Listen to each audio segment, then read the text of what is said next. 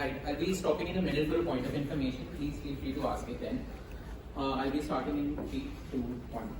If greed is defined by the proposition as self-interest, well then self-interest in its very essence prioritizes oneself at the cost of others. Is that not what greed is?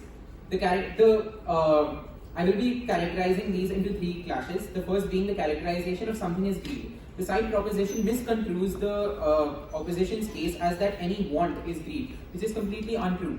Wanting more than what is already satisfactory is something that we classify as greed. Earning money is not seen as being greedy. Greed also is not the only motivator. I mean, there are a number of motivators. For example, I don't work on greed. I work, say, for the betterment of my family. I don't see that as something that is morally wrong. And at the same time, it gives me equal motivation to do better.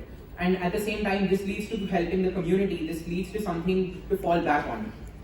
And then the fact that side proposition talked about the fact that there will be no innovation if greed is classified as morally wrong, which as my team has already mentioned is completely incorrect. The fact that innovation does not come out only of the sense of greed. Innovation comes out of wanting community help, of wanting change in the community, of wanting something to give back to the people. The fact that this also rides on wanting to... On that point? Not right now. This also makes one lose on their social relationships. This only strengthens the opposition's case, given that the obvious morally correct motivators leads to an inspiration to innovate and to work harder, as well as allowing them to fall back on people. Yes, I'll take a point now. Do you realize that innovation is driven by self? Innovation is driven by self-interest. If someone had a fanny and he was not content with it, that is why he went ahead and invented BAC. Right. To that question, I would like to respond saying that I hope you realize that when the COVID-19 virus came out, creating a vaccine is not something that a person does out of a profit motive, because they could technically make that vaccine privatized, whereas as we have seen for the past 3 years, none of the vaccines were technically privatized, which shows that it was done out of a sense of community health, given that they did not really get profits from it, rather the fact that they helped the entire world. So I would say that the opposition wins that debate.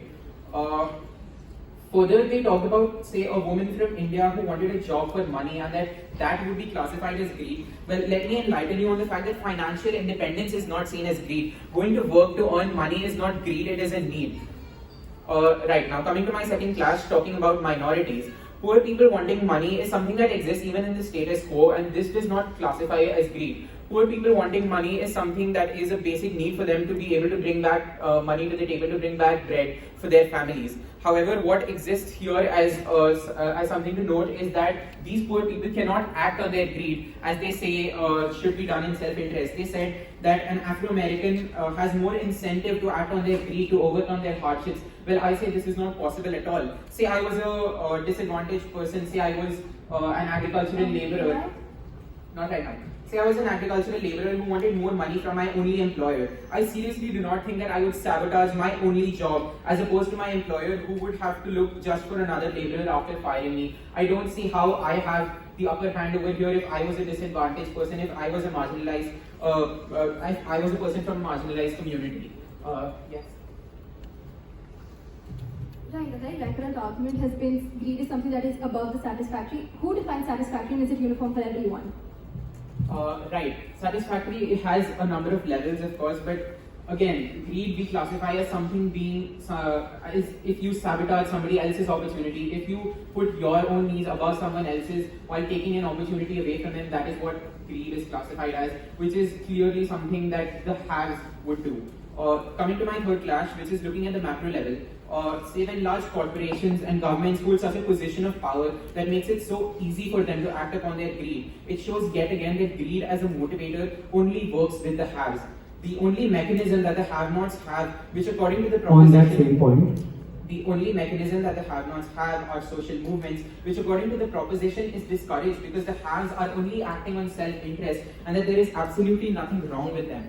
This leads to the fact that the have-nots lose their trust on the government, they lose their trust on big corporations. This makes them lose their very trust on democracy. And I don't think this is an advantage of anybody, and this is why the opposition would win this debate. On that point. No, thank you. I'll be ending.